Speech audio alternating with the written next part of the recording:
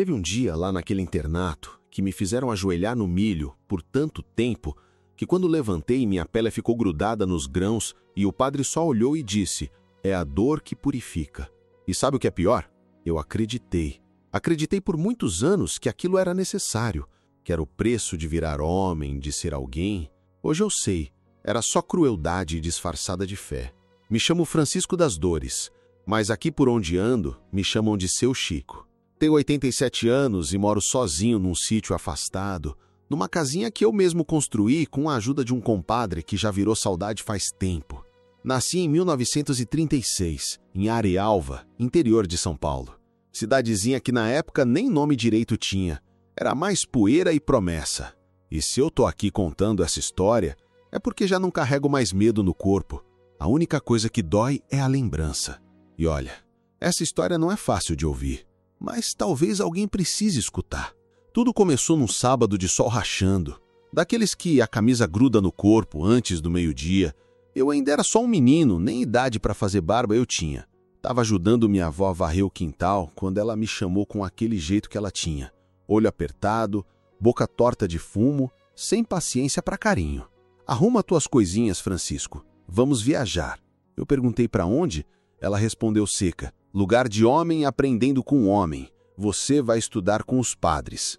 Na hora, meu coração deu um pulo. Mas não era de alegria, não. Era medo mesmo, só que disfarçado de curiosidade. Eu pensei que talvez fosse coisa boa. Estudar, aprender, sair dali. A casa da minha avó era dura, pequena, e ela me tratava como se eu fosse um peso que ela carregava por obrigação. Nunca ouvi dela um "meu filho", um "vem cá", só mandado, bronca e reza brava. Na época, eu ainda acreditava que minha mãe ia voltar. Ela tinha saído para cuidar da saúde, foi o que disseram. Mas ninguém cuidava da saúde do jeito que ela foi. Saiu com um homem, sumiu. Não mandou carta, não deu notícia, e quem sobrou para minha avó criar fui eu. Só que criar é jeito de dizer, né? Ela me alimentava, me dava uma cama e umas palmadas quando eu falava demais. Só isso. E para ela já era mais do que eu merecia. Na manhã da viagem, ela nem me olhou direito. Me entregou uma trouxa com umas mudas de roupa e um pedaço de queijo enrolado num pano. "Não vá fazer feio lá. Padre não tem tempo para moleque mimado", disse, cuspindo no chão e ajeitando a saia surrada. Pegamos um caminhão velho de leiteiro, que parava a cada meia hora para descarregar lata de alumínio. Eu fui sentado entre sacas de farinha e cheiro de animal molhado, o sol cortando o rosto e a garganta seca de medo. O tal colégio ficava no alto de um morro, longe da cidade, cercado de mato e silêncio. Era um casarão velho, de pedra escura, com janelas pequenas e uma cruz enorme fincada no meio do pátio. Quando o caminhão parou, minha avó desceu com pressa. Não esperou convite, foi entrando como quem já conhecia o lugar. Bateu na porta de madeira com força e um homem de batina preta abriu. Era alto, magro, com os olhos que não combinavam com o sorriso, frios, duros. "Seja bem-vinda, irmã Mariana. Este deve ser o Francisco." Ela respondeu com um gesto de cabeça. "É esse mesmo. Teimoso, mas tem jeito. Só precisa de disciplina." Ele olhou para mim como quem avalia cavalo novo em feira. "A disciplina nós temos de sobra." Foram os únicos minutos em que os dois ficaram no mesmo ambiente. Minha avó nem esperou o convite para entrar.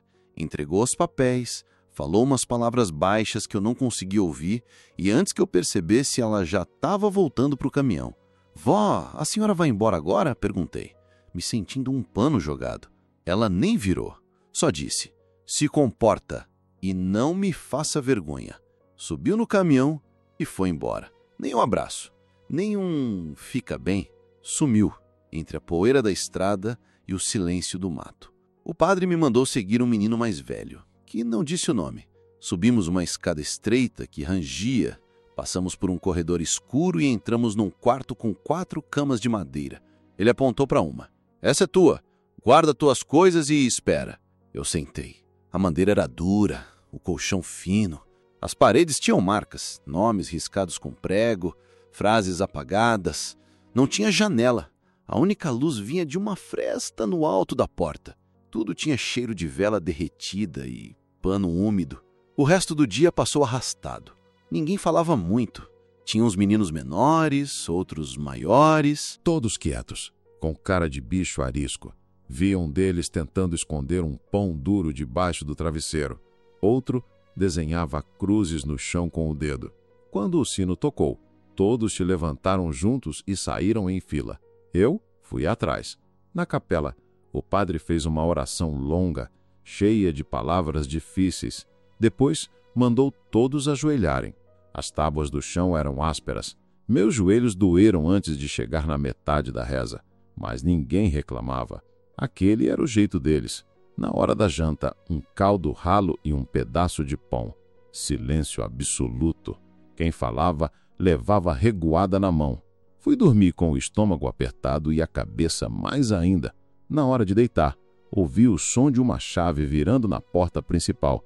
Era o cadeado. Ele trancava por fora, toda a noite, como se a gente fosse coisa perigosa. Deitado ali, sem saber o que esperar, eu percebi. Eu não estava num colégio. Estava num lugar onde menino não era gente. Era projeto. Era massa para moldar do jeito deles. E o molde deles. Ah, esse eu ia descobrir do jeito mais amargo. Se você acha que um internato de padres é lugar de estudo e oração, tá só com a parte bonita do retrato. O que tinha lá dentro era outra coisa. Era um regime de ferro pintado com verniz de fé. A gente acordava com o sino antes da luz do dia. E o tempo todo era controlado por olhar severo e castigo calado. Na primeira semana, minha cabeça virou um relógio de medo. O dia começava com banho gelado no pátio, em fila, cada um segurando um balde de água e esperando a vez. Não tinha chuveiro, nem sabão cheiroso, só água fria e ordem curta. Lava direito ou repete.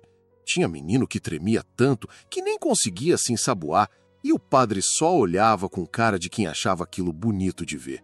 Depois vinha a reza.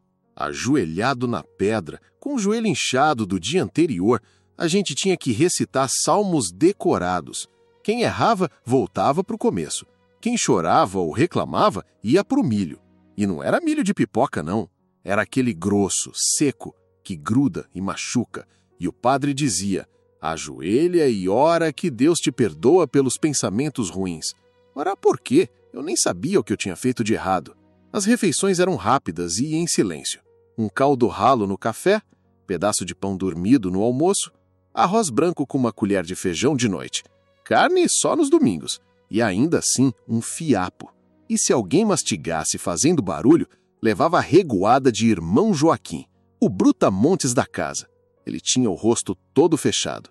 Andava com um pedaço de madeira pendurado na cintura que usava como se fosse extensão do braço. Nunca falava alto.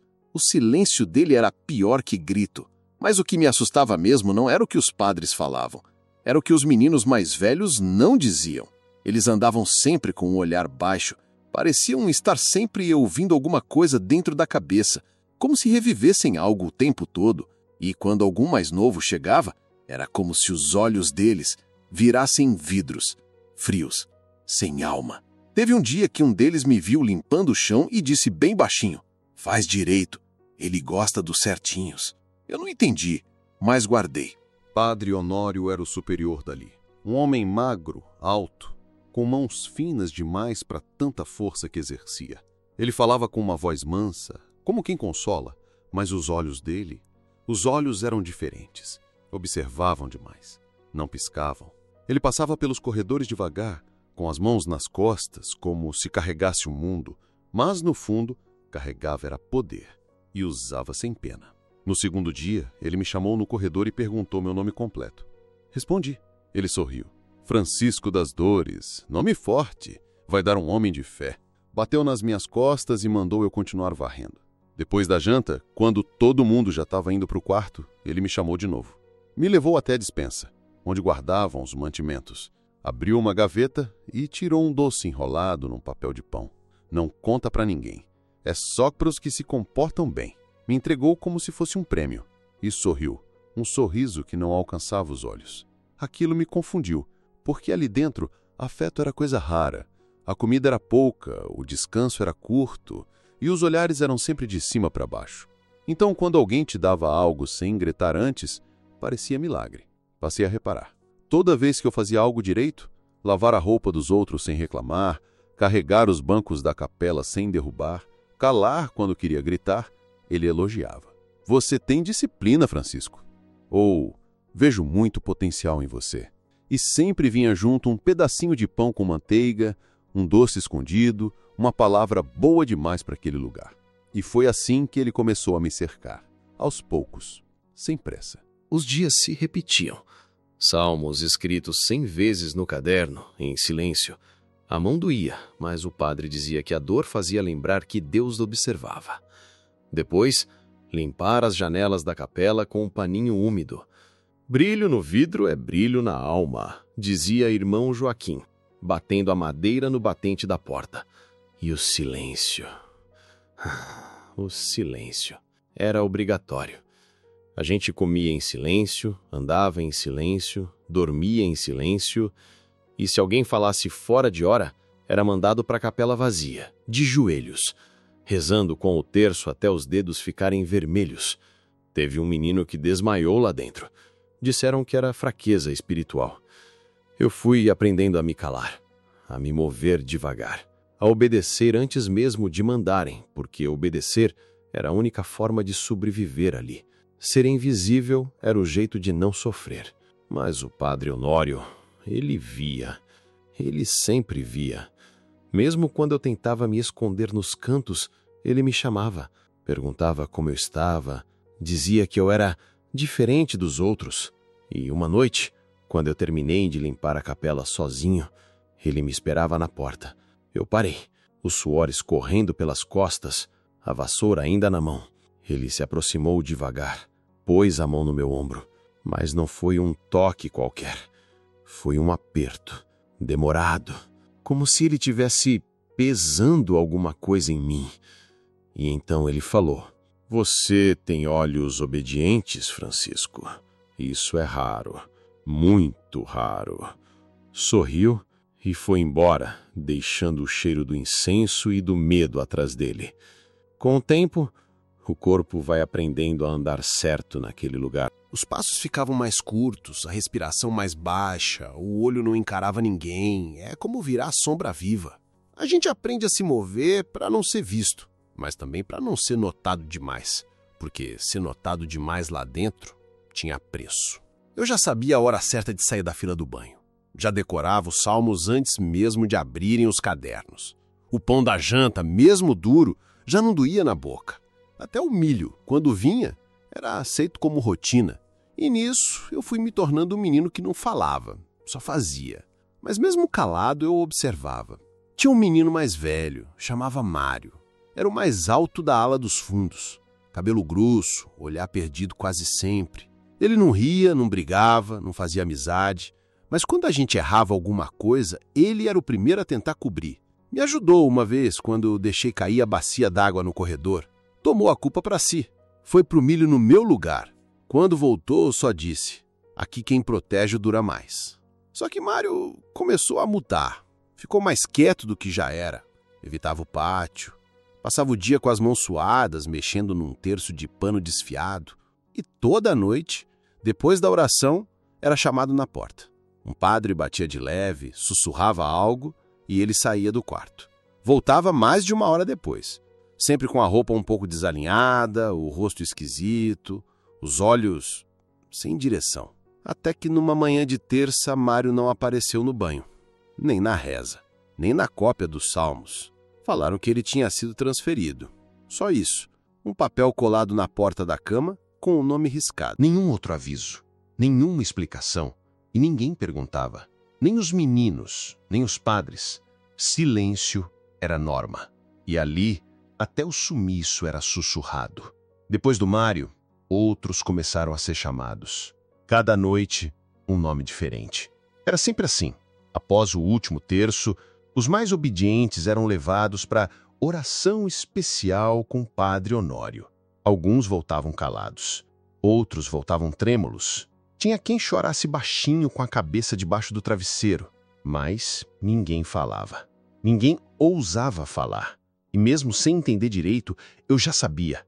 Ali, o que acontecia com os escolhidos não era coisa que cabia nas páginas da Bíblia. Até que uma noite, o sino bateu e a voz do irmão Joaquim ecoou pelo corredor. Francisco, vem com a batina limpa. Não era pedido, era ordem. Vesti o hábito de dormir, penteei o cabelo como tinha sido ensinado e saí com o coração batendo errado. Os outros meninos nem me olharam. Sabiam o que aquilo queria dizer. Talvez eles achassem que eu também sabia. Padre Honório me esperava na porta do salão de oração, com a mão nas costas e o mesmo sorriso de sempre. Aquele sorriso que nunca chegava nos olhos. Me guiou até uma porta menor, escondida atrás do altar. É aqui que trabalhamos a alma. O corpo é só o invólucro, Francisco. É a alma que interessa. O quarto era escuro, iluminado só por uma vela gorda no canto. O cheiro de incenso era forte, enjoativo. Tinha uma cruz torta na parede e um tapete de palha no chão. Ele me mandou ajoelhar ali. Antes de aprender a falar com Deus, o menino precisa entender o pecado, disse andando devagar ao meu redor. E o pecado se esconde, se infiltra, se instala. Tirou do bolso um doce, o mesmo tipo que ele já tinha me dado antes, mas dessa vez ele não sorriu. Você se comportou bem. Isso aqui é só um agrado, um gesto. Deus recompensa os obedientes. Me entregou o doce e eu segurei com as mãos trêmulas. Agora, vamos fazer um exercício de humildade, disse colocando a mão no meu ombro e pressionando de leve para que eu me inclinasse mais. Aqui, a gente aprende a separar o santo do profano e, para isso, precisa provar a diferença. As palavras eram calmas demais e eu, sem saber o que fazer, obedeci. Ajoelhei como ele mandou. Fechei os olhos quando pediu. E aí foi quando entendi que não era oração o que ele queria ouvir. Eu não sei explicar direito e nem quero. Só sei que quando ele se aproximou e disse, abre a boca, meu corpo gelou de dentro para fora. Disse que era para me mostrar o quanto o pecado era repugnante, que às vezes a maldade do mundo entra por onde a gente menos espera e que se eu sentisse nojo, era sinal de que minha alma ainda era pura. Foi rápido, mas foi suficiente para me fazer entender que não era sobre religião, não era sobre fé, era sobre controle. Viu como o pecado entra sem pedir? Ele disse limpando as mãos com um pano que tirou do bolso. E por isso você tem que aprender a resistir. Mesmo quando o corpo obedece, a alma pode rejeitar. Saí dali com a perna mole, o estômago virado, o coração batendo num ritmo que não era meu. Voltei para o quarto e me deitei sem tirar a batina. Fiquei encarando a parede por horas. Não dormi, não chorei, também não entendi o que exatamente tinha acontecido. Só sabia que não queria falar disso. Nunca. E quando o sol começou a bater fraquinho na fresta da porta, tudo o que eu pensava era, se esse era o jeito de ensinar, então Deus devia estar muito longe daquele lugar. Depois daquela noite, meu corpo continuava fazendo tudo certo. Ajoelhava no horário certo, comia sem fazer barulho, repetia os salmos com a voz firme. Mas por dentro, alguma coisa tinha desandado. Era como se minha alma tivesse sido empurrada para um canto escuro e trancada lá, sem janelas. E eu nem sabia onde tinha guardado a chave. Padre Honório me tratava como se nada tivesse acontecido. Continuava com os elogios discretos, com o doce escondido, com a mão no ombro, apertando devagar. Às vezes, no meio da cópia de salmos, ele passava por trás e dizia, Francisco é exemplo. E os outros meninos baixavam a cabeça, alguns com inveja, outros com pena. Eu não queria ser exemplo de nada. Foi também nessa época que irmão Joaquim passou a andar com mais frequência pelos corredores. Um homem largo, de fala mansa e punho grosso. Diferente dos padres, que tinham um ar de santidade forçada, Joaquim tinha o olhar de quem já tinha matado alguém e dormido tranquilo depois. Os meninos mais velhos evitavam cruzar com ele no pátio, e quando ele aparecia, a gente sabia. Alguém ia pagar. O castigo coletivo veio numa quinta-feira. Um dos meninos, o Joãozinho, pequeno, franzino, foi pego cochilando durante a reza da manhã. Irmão Joaquim não gritou, não ralhou, apenas disse, todos ajoelhados, Milho para todos. Quem cala, reza. Quem reclama, repete. Ficamos ajoelhados no pátio, cada um em cima de um monte de milho seco, com o sol batendo forte e a roupa grudando na pele. A reza era em voz alta, salmo após salmo, até a garganta arder. Teve um que desmaiou. Jogaram água e mandaram levantar. O joelho ardia tanto que a dor subia para as costas. Era como se o próprio chão punisse. Quando a penitência acabou, fomos direto para o refeitório. E ali, no meio daquele espaço gelado, foi que vi uma figura que parecia vinda de outro mundo. Uma freira. Mas não como as outras. Ela era velha, baixa, com a coluna encurvada e o rosto cheio de rugas fundas. Os olhos miúdos, os dedos tortos. Nunca falava, nunca sorria. Era muda, diziam, mas estava sempre ali, na cozinha, mexendo panelas e lavando as louças em silêncio. O nome dela era Irmã Elsa, mas a gente chamava só de a Muda. Nesse dia, eu estava com tanta dor nas pernas que fui o último a sair do refeitório. Quando me levantei, ela me olhou, não com piedade, mas com alguma coisa parecida com reconhecimento, como se visse algo em mim que os outros ignoravam. Sem dizer nada, puxou da manga do hábito um pano dobrado. Dentro, um pedaço de pão com doce de goiabada. Enfiou na minha mão e virou as costas. Aquilo era mais que comida. Era sinal de que alguém ali ainda havia, de que nem todos tinham se esquecido do que era compaixão. Guardei aquilo como se fosse ouro, mas o alívio durou pouco. 2 noites depois, fui acordado pelo barulho de passos pesados no pátio. A lua iluminava o chão de pedra e projetava sombras grandes nas paredes. Olhei pela fresta da janela e vi irmão Joaquim arrastando um corpo mole. Um menino. Era o Carlos, da ala ao lado. Parecia desacordado. Os pés batiam no chão sem força. A cabeça pendia para o lado. Joaquim olhava para os lados. Depois puxava mais forte. Levou o menino para o fundo do terreno, onde ficava o galpão velho que ninguém usava. Meu corpo congelou. Voltei para a cama e enfiei a cabeça debaixo do travesseiro. O som da madeira rangendo ecoava no escuro. O barulho da porta sendo trancada, a corrente arrastando no chão. Depois, nada. Na manhã seguinte, Carlos apareceu no refeitório, com a roupa limpa, o cabelo penteado, mas os olhos estavam virados para dentro, como se ele tivesse voltado, mas a alma tivesse ficado no galpão. Ele não falou mais, nem olhou mais nos olhos de ninguém, e ninguém perguntou. Aquilo era o mais assustador. Não o que acontecia, mas o que não se dizia. Comecei a ter medo até do barulho da porta rangendo, do jeito que o vento soprava quando ficávamos no pátio. Medo da comida, do toque, da palavra elogiosa, porque ali tudo era disfarçado, tudo vinha com outra intenção por trás. Padre Honório continuava com os gestos de afeto. Dizia que eu tinha sido escolhido para caminhos maiores e que talvez um dia eu seria padre também. Que tinha o dom da disciplina, o olhar limpo. Eu sorria por fora, mas por dentro a alma já gritava. Eu sabia que se falasse, ninguém ia ouvir, porque ali o silêncio era a língua oficial e o medo era a gramática. E se você chegou até aqui, não se esqueça de se inscrever no canal, deixar o seu like e de me dizer de onde é que você está me ouvindo.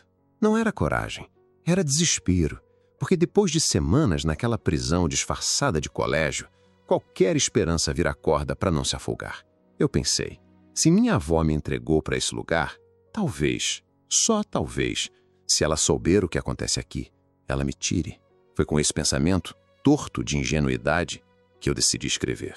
A carta foi feita escondido, no fundo do refeitório, usando o papel da cópia de Salmos e um toco de carvão que roubei do fogão. Escrevi devagar, escondendo a mão com o corpo, olhando para os lados a cada palavra. Não falei tudo, nem podia. Se alguém visse, eu seria castigado como Carlos. Ou pior, mas falei o suficiente. Vó, me tira daqui. Eu tô com medo. Aqui não é escola, é outra coisa. Os padres não são bons. Eles fazem coisa errada. Por favor, vem me buscar. Eu não conto para ninguém que a senhora me deixou aqui. Só me tira. Dobrei o papel, escondi no bolso e esperei a hora certa. A chance veio 2 dias depois, quando fomos mandados para limpar a frente do casarão. Um carteiro passava a cavalo entregando correspondência na vila mais próxima. Quando ele parou para deixar um pacote na porta, corri até ele com o papel dobrado. É pra minha avó. Ela tá doente e vai gostar de saber que eu tô estudando. Menti, enfiando a carta no envelope que já tinha preparado. Ele me olhou com desconfiança, mas aceitou. Assenti com a cabeça e voltei correndo. Achei que tinha conseguido.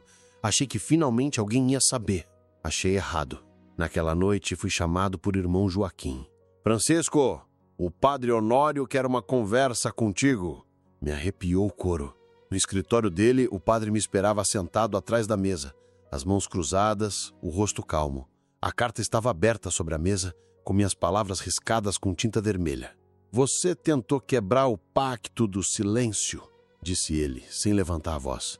Você mentiu, tentou colocar culpa em homens de Deus. Isso é grave, muito grave. Tentei dizer que não era mentira, que eu só queria sair, que eu não aguentava mais. Mas as palavras não saíam. O medo amarrava a garganta. Você precisa entender que este lugar é sua salvação. Sem nós, você seria o quê? Um menino largado, sem rumo, criado por uma velha que já esqueceu de você. A raiva subiu, mas não transbordou, porque eu sabia que ali quem transbordava, afundava. O castigo veio em silêncio. 2 dias no porão, escuro, com um balde e um pão duro por dia. Nenhuma luz, nenhuma palavra, só o frio do chão e o cheiro de mofo. Quando voltei, minhas pernas estavam bambas e a vista embaçada. Mas voltei, e voltei com mais certeza do que nunca. Ninguém ia me tirar dali, nem a minha avó, nem Deus. Foi aí que ele chegou, o novo menino. Chamava-se Elias, filho de fazendeiro, disseram. Tinha a pele mais clara, o cabelo liso e os olhos que não abaixavam para ninguém. Quando o irmão Joaquim o apresentou ao grupo, ele simplesmente perguntou: esse lugar é colégio ou prisão? Levaram ele para conversar com o padre na mesma hora. Mas Elias não era como a gente. Ele falava, questionava, não aceitava calado. E mesmo apanhando 2 vezes na primeira semana, não baixou a cabeça. Ele dormia na cama ao lado da minha. Uma noite, depois da oração, sussurrou: tem coisa errada aqui, muito errada. Fingi que não ouvi. Você sabe. Eu vejo no seu jeito. Você sabe. Demorei para responder, mas 1 hora sussurrei de volta: fica na tua, se não quiser sumir. Ele ficou em silêncio, mas o olhar dele, não. Elias começou a ser vigiado. Era nítido. Padre Honório passou a observá-lo como observava os outros antes de chamar. Mas ele resistia. Se recusava a obedecer certas ordens. Uma noite, se recusou a ajoelhar no milho. Disse que Deus não precisava disso. Levou uma surra de cinta, mas saiu andando com o peito estufado. Comecei a sentir medo por ele, porque ali, ser valente era quase uma sentença. Uma noite, Elias sumiu. Depois da oração, não voltou para o quarto. A cama ficou vazia, as cobertas dobradas, as roupas sumiram. Falaram que foi transferido, como sempre. Mas eu sabia. Sabia que ele não foi. Sabia que tinha resistido demais. Sabia que, como Mário, como Carlos, como tantos outros, ele tinha sido apagado do jeito mais sujo que eles sabiam fazer. E Eu só abaixei a cabeça e fiquei. Naquela madrugada não teve sino, não teve reza, não teve passo de padre coando no corredor, nem o sussurro abafado dos meninos. Só o som seco da maçaneta virando devagar e o vulto do irmão Joaquim entrando no quarto. Francisco, vem. Acordei com o nome no ar, mas não levantei. Ainda meio tonto, ainda esperando que fosse sonho. Ele se aproximou, agarrou meu braço e puxou sem dizer mais nada. Os outros fingiram que dormiam. O medo é silencioso. Me levou pelos fundos do colégio, corredores escuros, chão gelado. Passamos pela capela, pela despensa, pela cozinha apagada. Descemos por uma escada de madeira que eu nunca tinha visto. O cheiro era outro ali, mais podre, mais úmido. Cheiro de coisa esquecida. A porta era baixa, de ferro, com uma pequena tranca enferrujada. Joaquim abriu com uma chave que pendia do pescoço dele. Empurrou devagar. Dentro, uma sala pequena, sem janela, com paredes brancas de cal velha. Não tinha nada. Nem banco, nem colchão, nem terço. Só as paredes. E a luz. Ah, a luz. O lampião pendurado no teto, aceso direto no centro da sala. Branco, fixo, forte. Do tipo que arde os olhos depois de 5 minutos. E você não tem para onde olhar, porque tudo ali era igual. Branco, liso, cru. Ajoelha e pensa no que fez, disse ele, trancando a porta atrás de mim. Eu fiquei em pé. Não sabia se gritava, se pedia, se ajoelhava. Não sabia nem por que estava ali. Mas depois de 1 hora, ou 2, ou 10, já sem noção do tempo, eu ajoelhei. E ali comecei a ouvir coisas. Não vozes, mas barulhos que a gente não sabe se vem de fora ou de dentro. O som da própria respiração virando buzina na cabeça. O coração martelando no ouvido. A luz batendo na pupila até virar dor. E o silêncio mais cruel que existe. Porque ali, nem os próprios pensamentos tinham onde se esconder. Comecei a lembrar de tudo.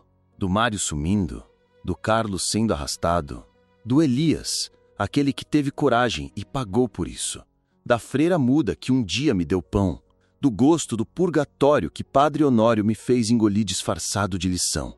Lá dentro, os dias não têm nome, só fome, frio, um tempo que não passa e que também não acaba. O corpo começa a doer nos lugares errados. A cabeça vai criando imagens, barulhos, medos novos. Teve uma hora que comecei a rir, de nervoso, rir e depois chorar, porque quando a alma racha, o som que sai não é mais humano. Não sei quantos dias fiquei lá. Quando abriram a porta, eu mal enxergava. Tava suado, fedendo, com os joelhos sangrando. 2 meninos me ajudaram a subir. Não falavam. Só seguraram pelos braços como se eu fosse um saco de farinha. Lá fora, o colégio ainda existia. As paredes ainda estavam lá. Os sinos ainda tocavam. Os padres ainda fingiam ser santos. E eu já não era o mesmo. Passei 3 dias sem comer direito. Não falava com ninguém. O barulho do lampião ainda zunia na minha cabeça. E quando a noite chegava, eu tremia. Não de frio, mas de lembrança. Foi aí que vi o menino novo. Não sei o nome. Tinha chegado enquanto eu estava isolado. Pequeno, magro, com os olhos sempre vermelhos. Era daqueles que choram baixinho, tentando engolir o soluço para não chamar atenção. Notei que o Padre Honório já estava de olho nele.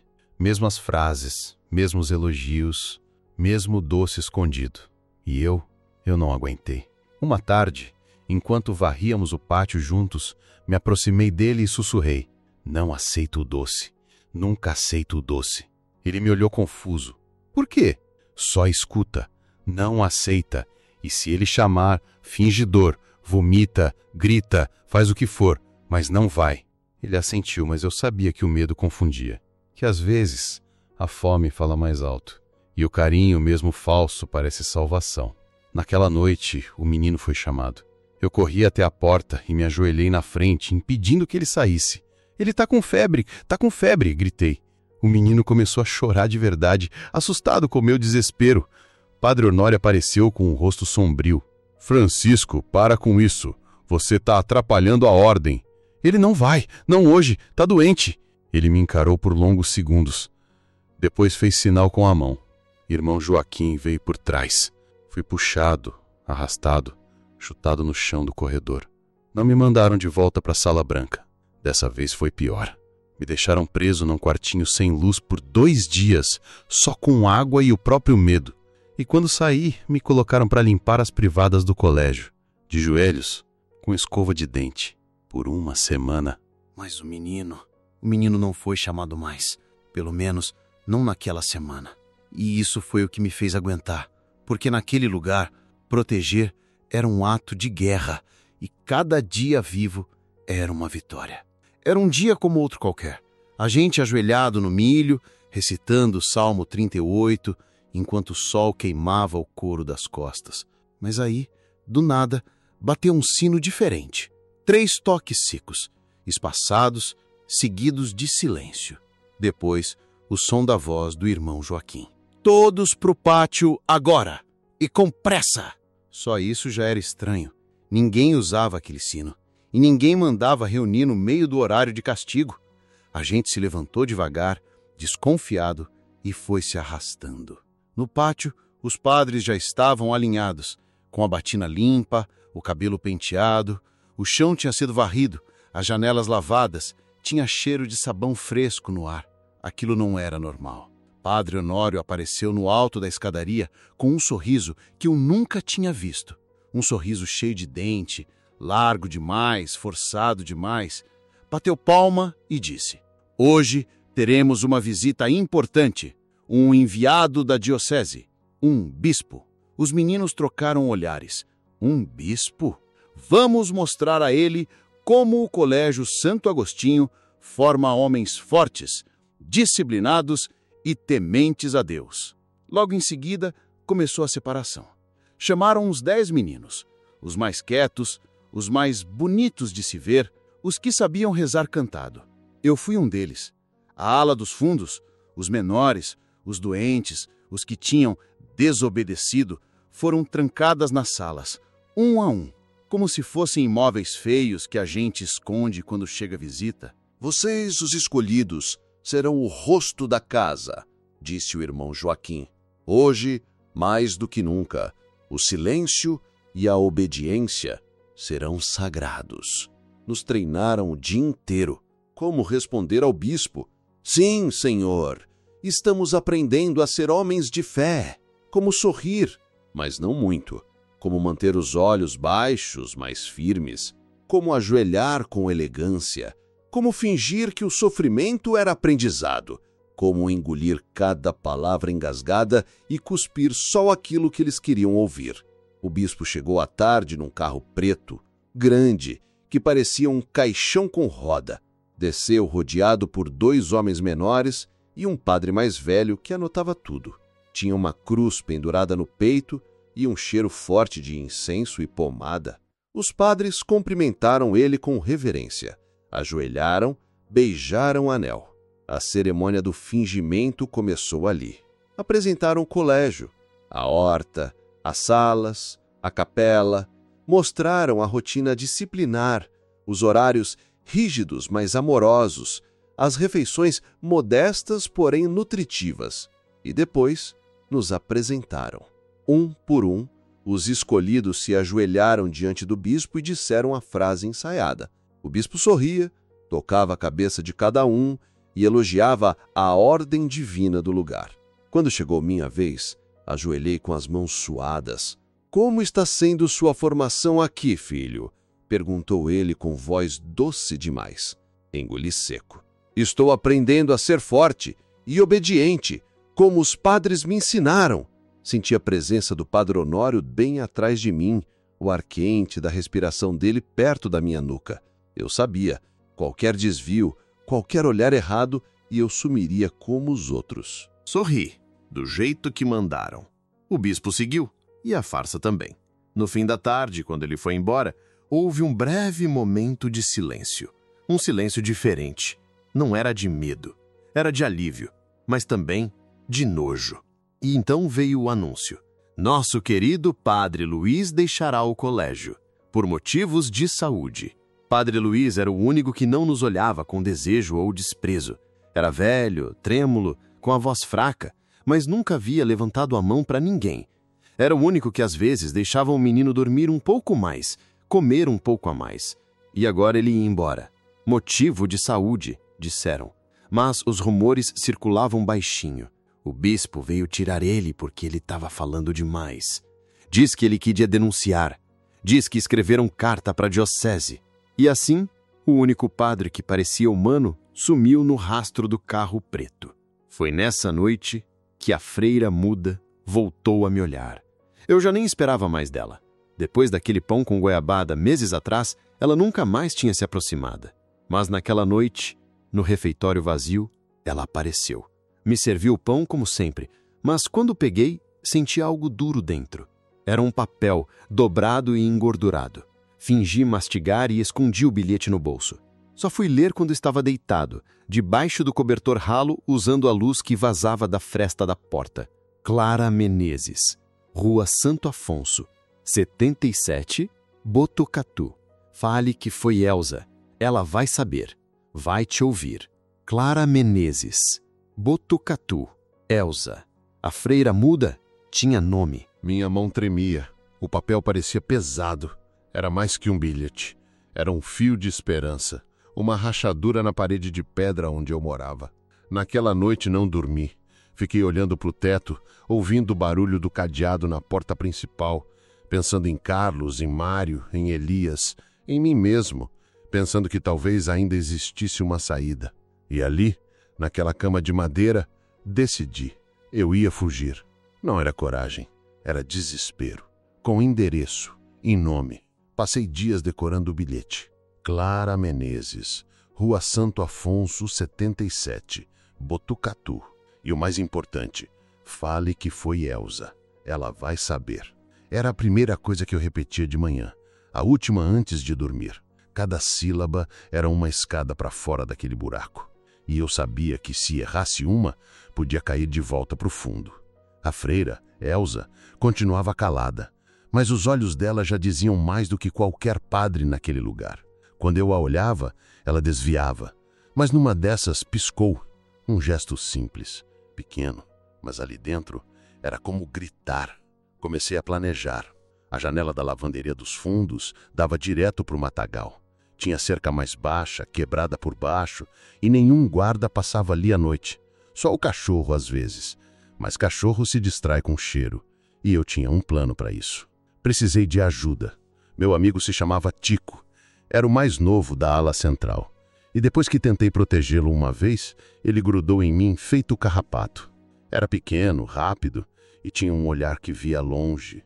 Contei para ele no banho, sussurrando baixo. Ele ficou quieto um tempo, depois disse, se for para sair daqui, eu vou. A noite da fuga chegou. Elsa deixou a porta da despensa aberta. Eu sabia que era ela, porque a chave estava sempre trancada. Mas naquele dia, a corrente estava frouxa. Dentro da despensa, deixaram um saco de pão dormido e um vidro com água.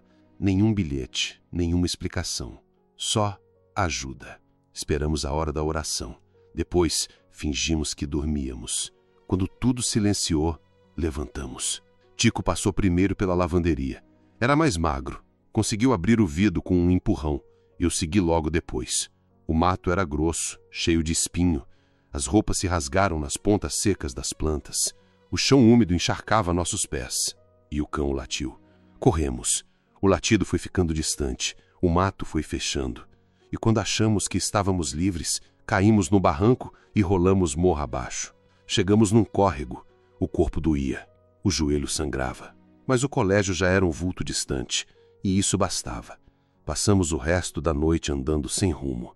Comíamos os pedaços de pão aos poucos para durar mais. A água do córrego serviu para enganar a fome, mas ardeu na garganta. Deitamos embaixo de uma ponte, o barulho da água servindo de berço para um sono nervoso, leve, quase real. O dia clareou com o som de rodas de madeira. Era um carroceiro, um homem sujo de chapéu largo e barba cinza. Parou quando nos viu. Fugidos, né? Não respondi. Tá na cara, mas não pergunto nada. Sobe aí, levo vocês até a estrada principal. E levou. Fomos calados, abraçados ao medo, até o centro de uma cidade menor. Dali, seguimos a pé, perguntando onde ficava a Rua Santo Afonso. Chegamos de tarde. O número 77 era uma casa simples, com um muro baixo e flores secas na entrada. Batemos na porta. Quem abriu foi uma mulher velha, de cabelo preso num coque torto, olhos claros e a expressão de quem já tinha visto mais do que deveria. Clara Menezes? Perguntei com a voz fraca. Sou eu. Foi a Elsa. Ela mandou eu vir. Ela disse que a senhora ia entender. O rosto dela congelou por um segundo. Depois, puxou a porta devagar. Entra! E rápido. A casa tinha cheiro de cânfora, madeira velha e chá. Nos mandou sentar. Tico desabou no sofá. Eu fiquei em pé. Você saiu do Santo Agostinho? Ela perguntou. Assenti. Ela respirou fundo, foi até um armário, pegou uma toalha e começou a limpar o sangue seco do meu joelho. Eu morei lá, anos. Fui freira por 32 anos.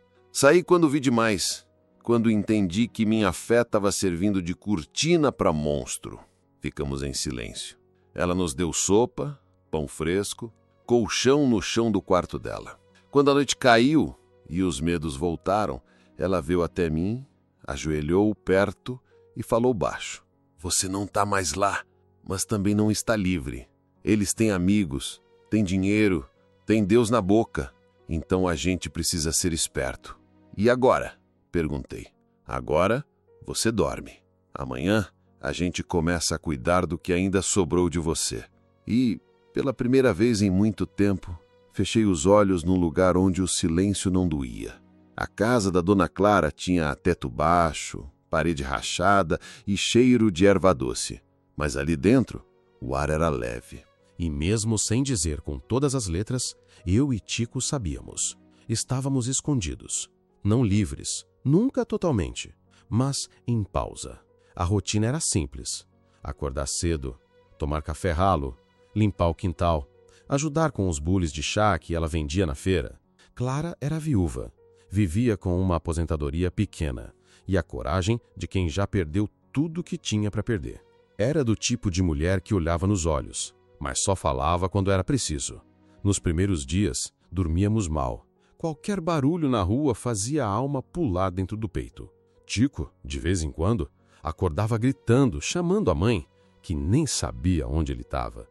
E eu só fechava os olhos quando o corpo desmaiava de cansaço. Clara nunca perguntava o que tínhamos vivido.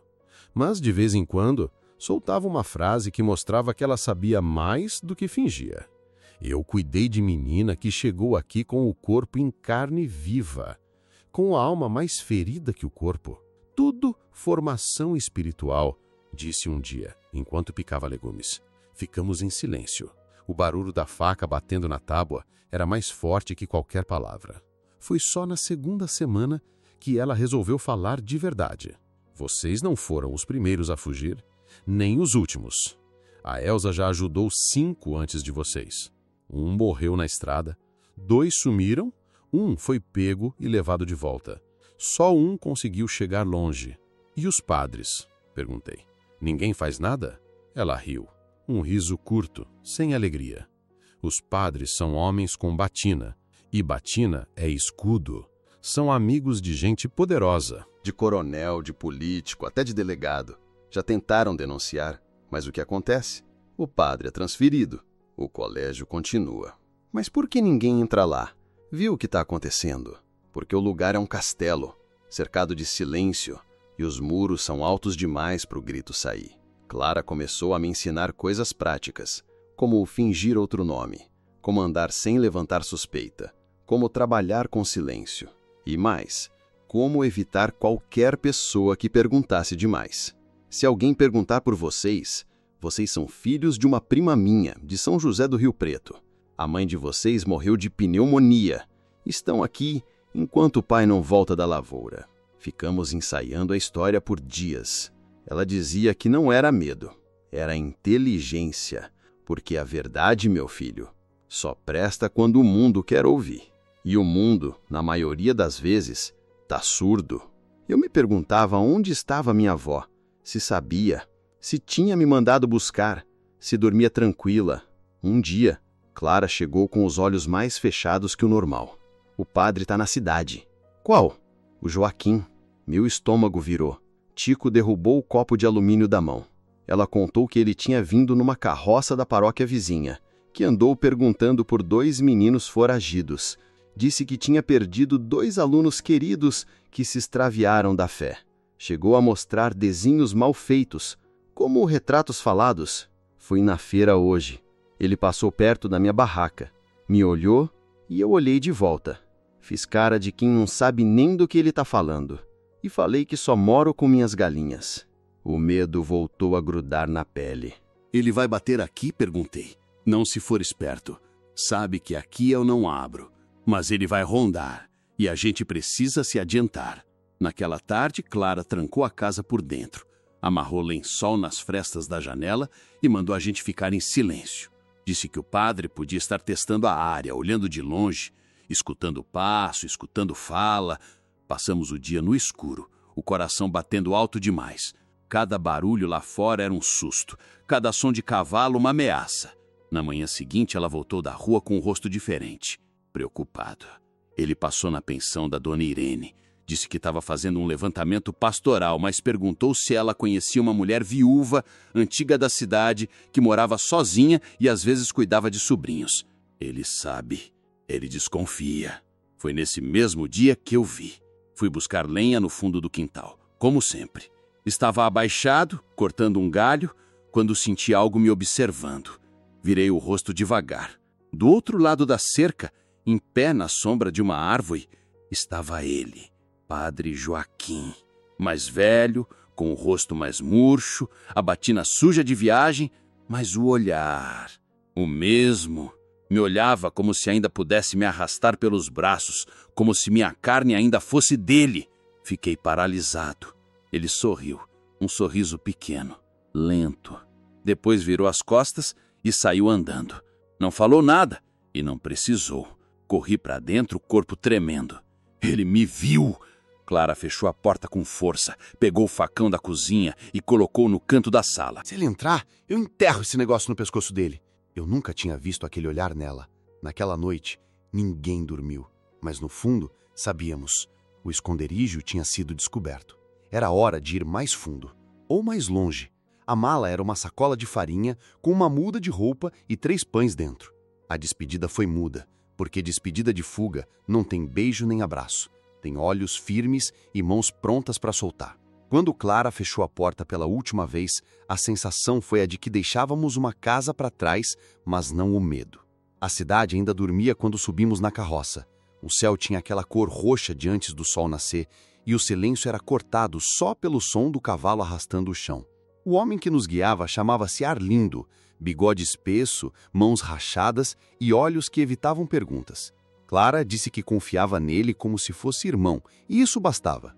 O destino era um armazém de grãos na entrada de Butucatu. Lá, Arlindo dizia, passava um caminhão por semana que levava trabalhadores para o Paraná, mais precisamente para uma plantação de café onde sempre faltava braço forte e ninguém fazia muita pergunta sobre o passado de ninguém. A ideia era simples: sumir, de vez. Mas o caminho até lá ainda era longo, e dentro da carroça, sob o cheiro de feno e poeira, Clara resolveu contar o que nunca tinha dito em voz alta. Eu conheci Elsa quando entrei no convento. Era 1951. Eu tinha 17 anos e nenhuma vontade de casar. Naquela época, ou a mulher virava esposa, ou virava de Deus. Eu escolhi o que parecia menos dolorido. E era? Ela deu um sorriso sem graça.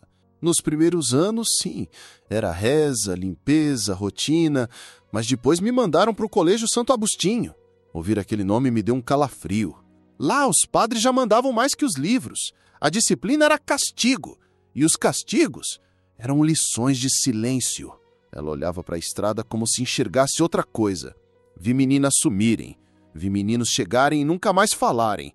Vi os padres chamarem isso de prova divina, de punição da carne. Elsa era muda, mas via tudo, e via com raiva. Por que ela ficou lá então? Perguntei. Porque ela era o que vocês são agora, sobrevivente. E sobrevivente aprende que sair gritando só dá certo quando o mundo quer ouvir. Ela ficou e foi ajudando, um por um, sempre em silêncio. Deixava pão escondido, dava caminho de fuga, escrevia bilhetes com que não podia falar. Ela respirou fundo. Eu só consegui sair quando uma das meninas morreu. Tinha 12. Desceu sangue demais e ninguém levou para o hospital. A gente enterrou atrás da horta, com uma cruz sem nome. A carroça chacoalhava, mas o silêncio que veio depois das palavras era mais pesado que qualquer buraco na estrada. Eu denunciei. Fui à diocese. Fui à delegacia. Me disseram que aquilo era invenção de mulher arrependida, que eu queria me vingar porque não aguentei a vida religiosa. E você? Eu fugi. Peguei o que tinha e sumiu pro interior. Mudei de nome, casei com um homem que morreu cedo e desde então espero que um dia alguém ouça. Ela tirou do bolso um pedaço de papel dobrado. Era um mapa, feito à mão, pequeno, rabiscado. Esse é o mapa dos vivos, disse. O quê? São os nomes e endereços de quem passou pelo colégio e saiu, os que eu conheci, os que sobreviveram. Alguns mudaram de nome, outros sumiram, mas esses aqui ainda vivem e talvez um dia se juntem. Olhei o mapa aí, tinha os nomes, todos com endereços escritos em letra miúda. Você vai levar isso. Por quê? Porque o colégio vai continuar, até que um de vocês grite alto bastante e encontre outro, e mais outro, e aí talvez o muro caia. Tico dormia encostado no meu ombro, a boca aberta, a testa suada. Eu olhava aquele menino e pensava, ele não merecia carregar esse papel. Nem eu, mas alguém tinha que carregar. Chegamos ao armazém ainda de manhã.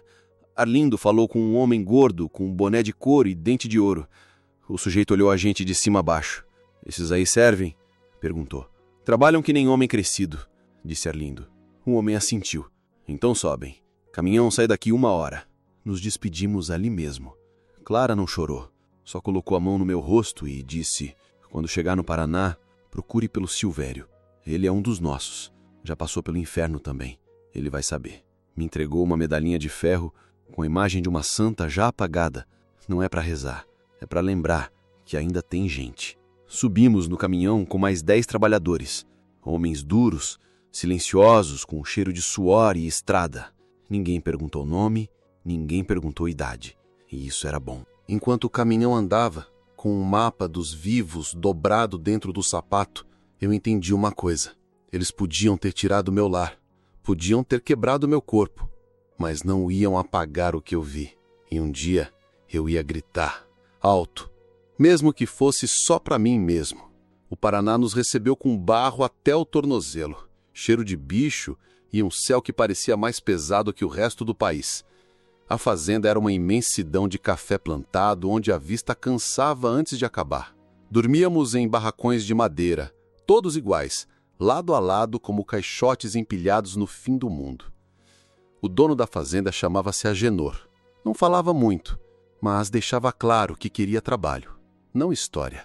Aqui se come pelo que colhe, disse no primeiro dia, cuspindo no chão depois. Eu e Tico dissemos que éramos irmãos, filhos de retirantes. Ninguém perguntou mais. E foi aí que vimos ele, Silvério. Homem grande, pele tostada, ombro torto. Trabalhava calado, com um ritmo que parecia de máquina.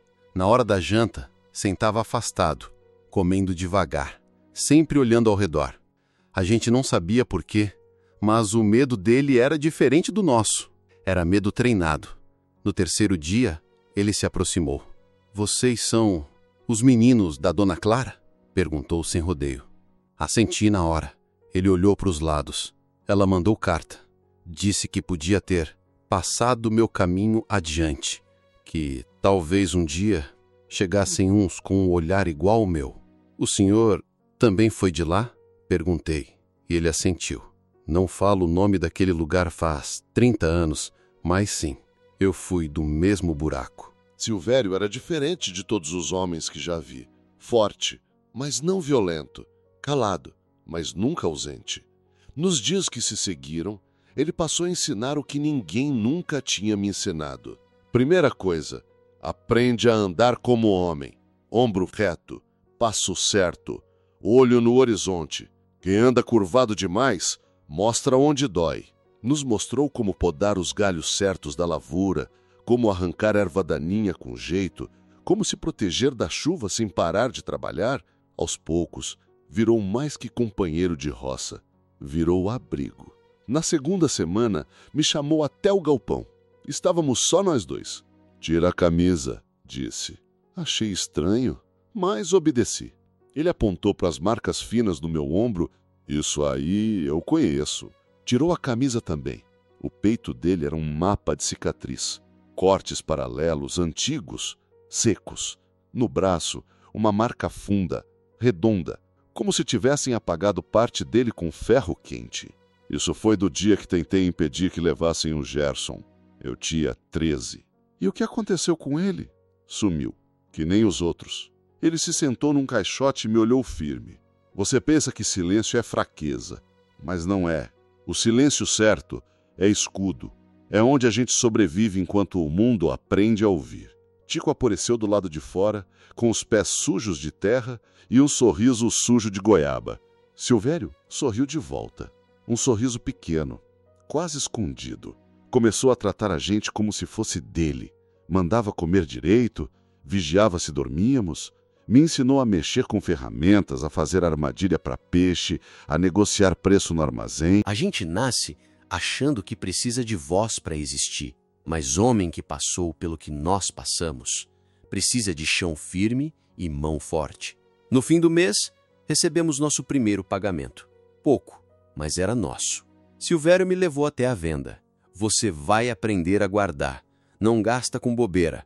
Compra só o que pode carregar no lombo. Me ajudou a abrir uma caderneta com um nome falso que me deu, Antônio de Souza. Tico virou Joãozinho. Ninguém duvidou. Os dias viraram semanas. O corpo começou a entender o trabalho e a alma começou a respirar. Tico começou a rir mais.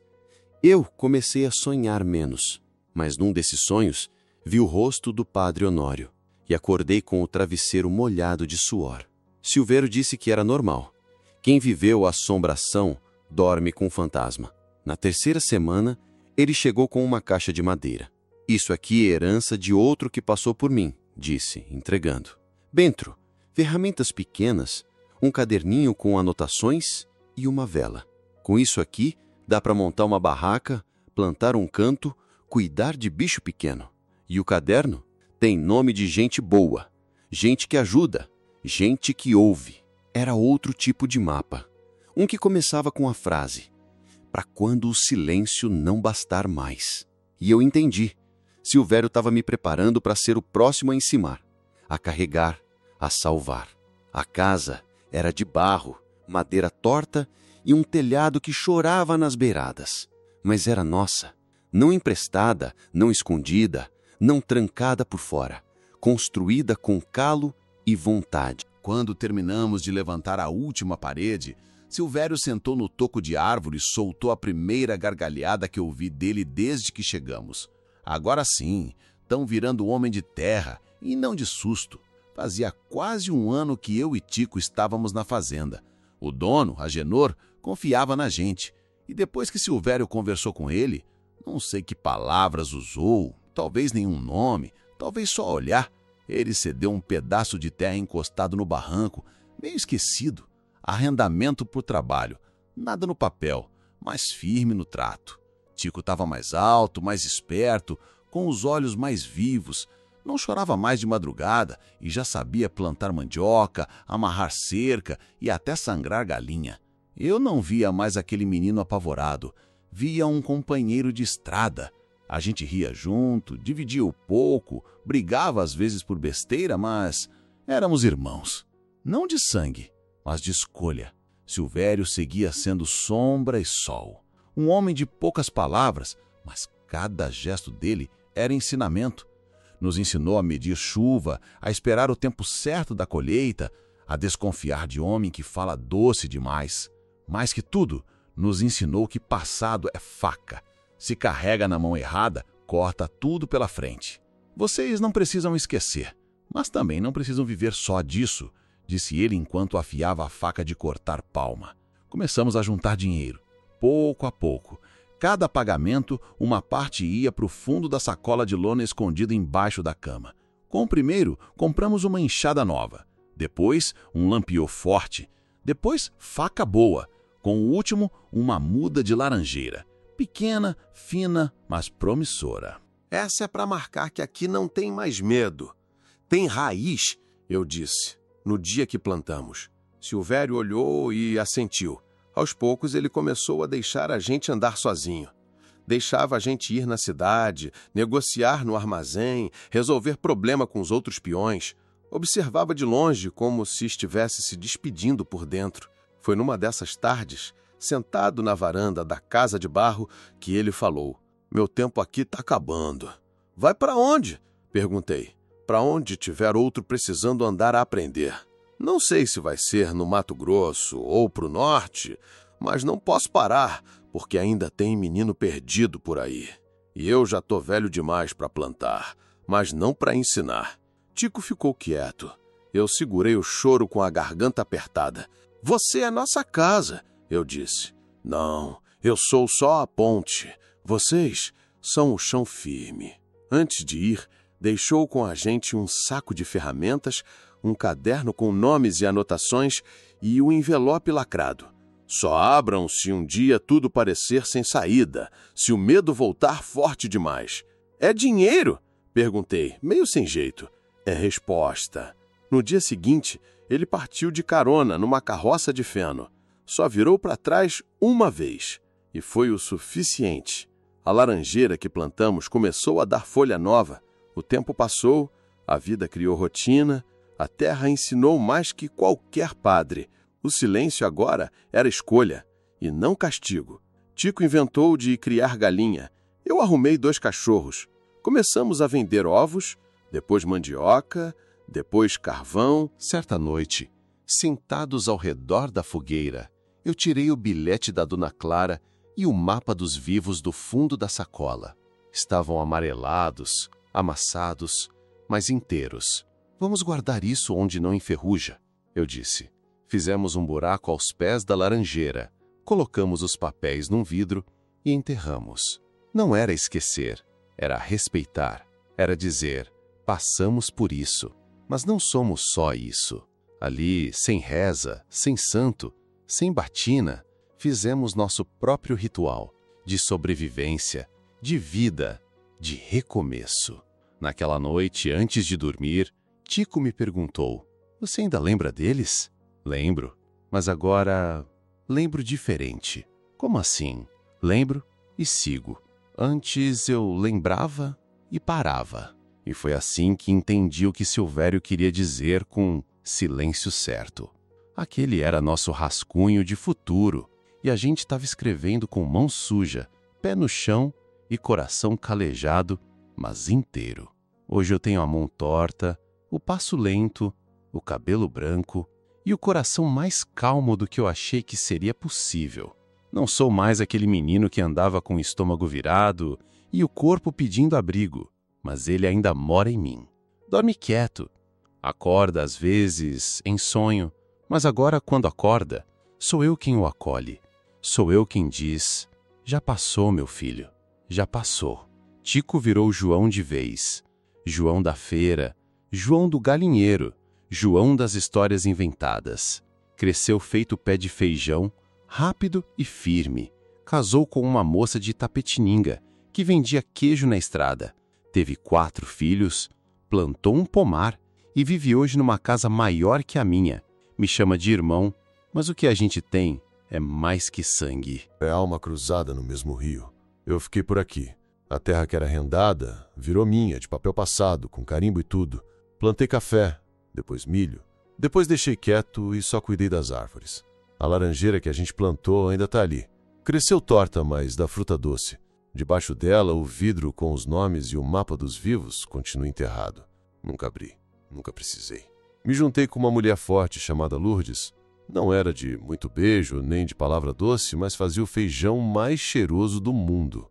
Tivemos 2 filhos, um vilamarceneiro, o outro professor. Quando pergunto se eles querem saber da minha história, eles dizem que não.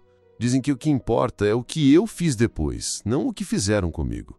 Talvez tenham razão, mas eu conto mesmo assim, porque o silêncio só serve até a hora certa.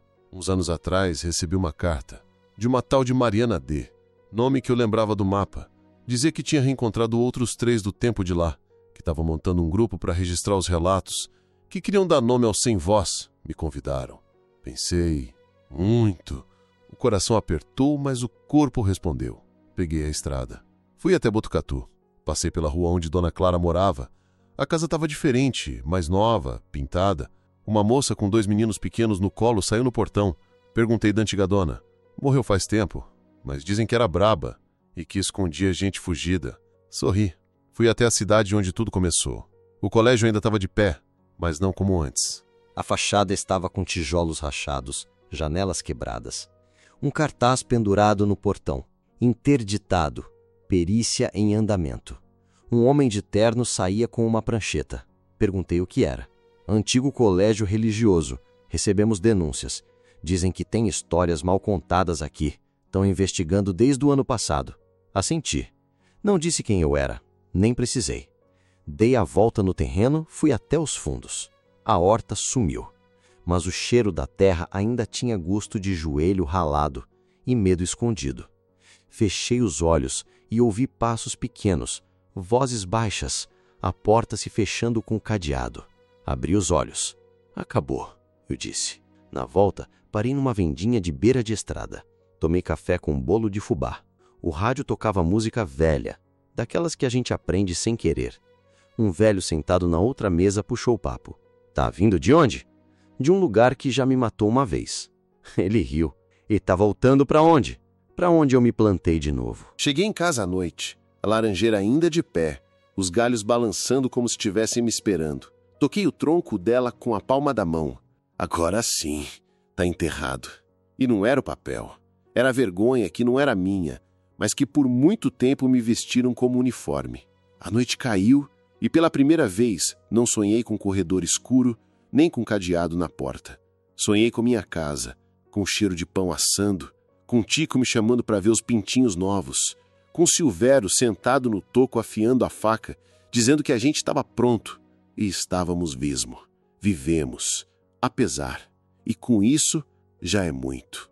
E se você gostou desse relato, não se esqueça de se inscrever no canal, deixar o seu like e de me dizer de onde é que você está me ouvindo.